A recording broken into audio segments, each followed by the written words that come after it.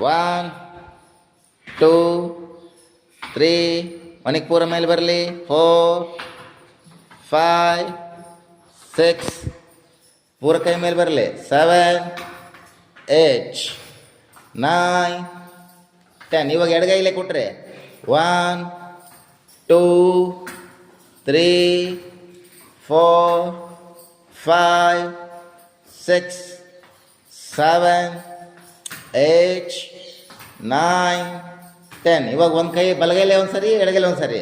ಹಾಂ, ಬಲಗೈಲೆ ಒಂದು ಸರಿ. 1 2 ಫಾಸ್ಟ್.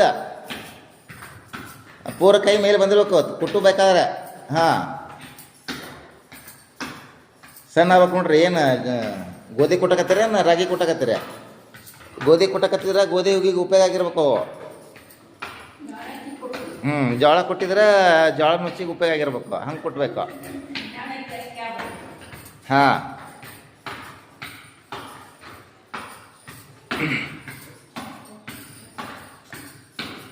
ಓಕೆ, ಸಾಕು. ಈಗ ಕುಟ್ಟೋದು ಮುಗಿತಾ?